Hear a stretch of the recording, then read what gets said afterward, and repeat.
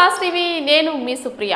ఒక పక్క ఎన్నికల కోలాహలం నెలకొన్న సందర్భంలో తమిళనాడు మదురైలో బాంబు కలకలం రేపుతోంది. ప్రముఖ వ్యాపారవేత్త అయినటువంటి నవీన్ కుమార్ కారుపై దాడి చేశారు దుండగులు. నవీన్ కుమార్ కు తీవ్ర గాయాలయ్యాయి. దీనికి సంబంధించిన మరింత సమాచారాన్ని గురించి ఆరా తీస్తున్నారు పోలీసులు. హుటాహుటిన సంఘటన స్థలానికి చేరుకున్నారు. అదేవిధంగా ఇంకా దీనికి సంబంధించిన వివరాలను విచారిస్తున్నారు. వీటి వివరాల గురించి ఇప్పుడు మనం చూద్దాం. తమిళనాడులో బాంబు దాడి కలకలం రేపింది. మదురైలో ఓ వ్యాపారవేత్త కారుపై బాంబు దాడి చేశారు దుండగులు. ఈ దాడిలో ప్రముఖ వ్యాపారవేత్త నవీన్ కుమార్ కు తీవ్ర గాయాలయ్యాయి. సమాచారం అందుకున్న పోలీసులు హుటాహుటిన ఘటనా స్థలానికి చేరుకున్నారు. దాడి జరిగిన కారును పరిశీలించారు. మేలూరుకు చెందిన వ్యాపారవేత్త నవీన్ కుమార్ మదురైకు వెళ్తుండగా అతను కారుపై దుండగులు బాంబుతో దాడి చేశారు.